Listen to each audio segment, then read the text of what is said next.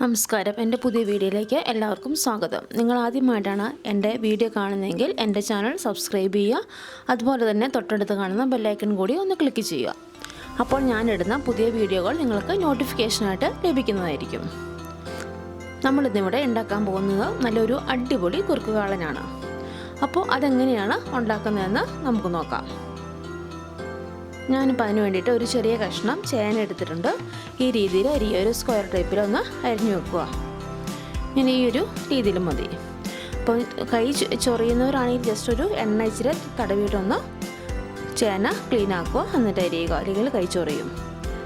പിന്നെ നമുക്ക് നല്ല പച്ചക്കായ 2 തൊണ്ടൊഴിഞ്ഞ് എടുത്തിട്ടുണ്ട്.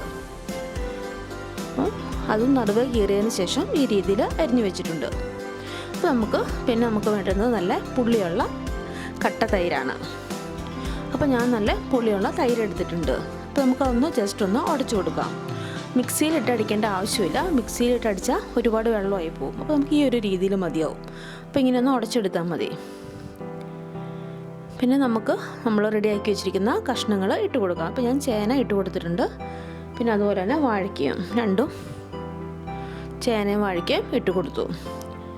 പിന്നെ നമുക്ക് കുറച്ച് മഞ്ഞൾപ്പൊടി, ആവശ്യത്തിനുള്ള മഞ്ഞൾപ്പൊടി ഇപ്പോൾ ഇട്ട് കൊടുക്കുക. പിന്നെ കുറച്ച് കുരുമുളക് പൊടി ഇത്ര ഇട്ട് കൊടുത്തിട്ടുണ്ട്. നന്നായിട്ടൊന്ന് മിക്സ് ചെയ്യുക.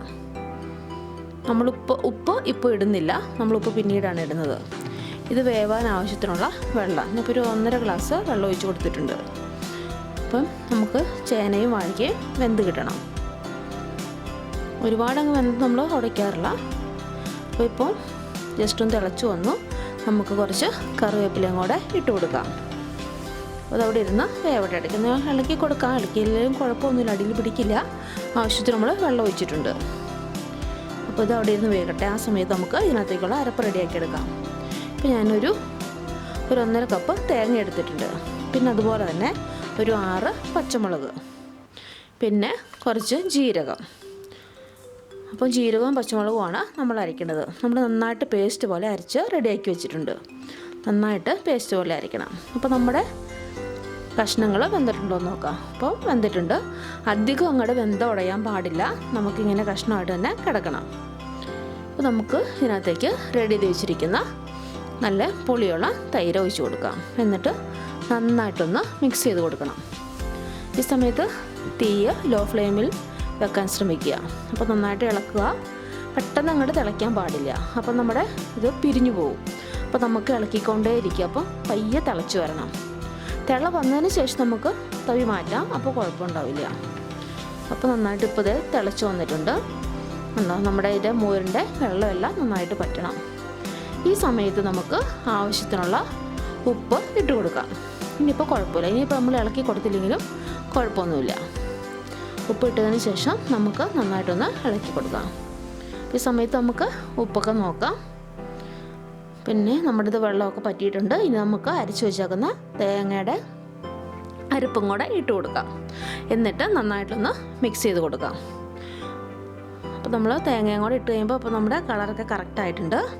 അധികം ഇങ്ങനെ കളറൊന്നുമില്ല തോന്നുന്നതാണ്. നമുക്ക് എല്ലാം ഇളക്കി തിളച്ച് വെള്ളമൊക്കെ പറ്റി വരുമ്പോൾ നല്ല റെഡിയാകും. കണ്ടോ? അപ്പോൾ കളർ ചേഞ്ചൊക്കെ മാറി നല്ല കറക്റ്റ് കളറിൽ വരുന്നുണ്ട്. ഇനിയിപ്പോൾ നമ്മുടെ തേങ്ങയും കൂടെ അരച്ചിട്ട് ഇതിൻ്റെ വെള്ളം കൂടെ പറ്റണം. അപ്പോൾ നമുക്ക് കുറച്ച് നെയ്യൊന്ന് ചേർത്ത് കൊടുക്കാം. അപ്പോൾ അത് ഇഷ്ടമുണ്ടെങ്കിൽ ചേർത്ത് കൊടുത്താൽ മതി. നെയ്യ് ശകലം ചേർത്ത് കൊടുക്കുകയാണെങ്കിൽ നമ്മുടെ കുറുക്കുകളിന് ടേസ്റ്റ് കൂടും. ഞാൻ ഇച്ചിരി ചേർത്ത് കൊടുത്തിട്ടുണ്ട്. നമ്മളതിൻ്റെ വെള്ളമൊക്കെ ഏകദേശം വറ്റി റെഡി ആയിട്ടുണ്ട്. ഒരു ശകലം ഉലുവാപ്പൊടിയും കൂടെ ഇട്ട് കൊടുത്തിട്ടുണ്ട്. ലാസ്റ്റ് നമ്മൾ ഉലുവാപ്പൊടി ഇട്ട് കൊടുത്തിട്ടുണ്ട്. നമുക്ക് ഈ സമയത്ത് ഉപ്പൊക്കെ ഒന്ന് ടേസ്റ്റ് ചെയ്യാം. എല്ലാം നോക്കുക. ഞാൻ നോക്കിയിട്ടുണ്ട്. അപ്പോൾ എല്ലാം കറക്റ്റ് പാകത്തിനാണ്. അപ്പോൾ ഒന്ന് നന്നായിട്ട് ഇളക്കി കൊടുക്കുക, അടി പിടിക്കാതെ. അപ്പോൾ നമ്മുടെ ഇത് എല്ലാം റെഡി ആയിട്ടുണ്ട്. നമുക്കിനി ഇതിനകത്തേക്ക് കടുക് താളിച്ച് വയ്ക്കണം. അപ്പോൾ ഒരു പാൻ വെച്ച് എണ്ണ ചൂടായതിന് ശേഷം നമുക്ക് കടുകിട്ട് കൊടുക്കണം. അപ്പോൾ നമ്മുടെ എണ്ണ ചൂടായി വന്നിട്ടുണ്ട്. അപ്പോൾ നമുക്ക് കടുകിട്ട് കൊടുക്കാം. അപ്പോൾ നമ്മുടെ കടുക് പൊട്ടിയിട്ടുണ്ട്. ഇനി നമുക്ക് കുറച്ച് വറ്റൽമുളക് ഇട്ട് കൊടുക്കാം. അതൊന്ന് ജസ്റ്റ് നടുവി ഒന്ന് പൊട്ടിച്ചിട്ട് ഇട്ട് കൊടുക്കാം. അപ്പോൾ അധികം കരിയാൻ പാടില്ല. അപ്പം ലോ ഫ്ലെയിമിൽ വെച്ചിട്ട് വേണം ചെയ്യാൻ. അതുപോലെ തന്നെ കുറച്ച് കറിവേപ്പിലയും കൂടെ ഇട്ട് കൊടുക്കാം. ഇട്ടത് നന്നായിട്ട് മൂപ്പിക്കണം. നമ്മൾ മൂത്തതിന് ശേഷം നമ്മുടെ റെഡി ആയിരിക്കുന്ന കുറുക്ക് കാളനകത്തേക്ക് ഇത് ഒഴിച്ച് കൊടുക്കാം. എന്നിട്ട് നന്നായിട്ടൊന്ന് മിക്സ് ചെയ്യുക. നല്ല അടിപൊളി സ്മെല്ല് വരുന്നുണ്ട്. കടുക് പൊട്ടിച്ചതിൻ്റെയും തേങ്ങ അരപ്പിൻ്റെയും ഉലുവയുടെ എല്ലാം മണം. നല്ല അടിപൊളി കുറുക്ക് കാളൻ റെഡി ആയിട്ടുണ്ട്.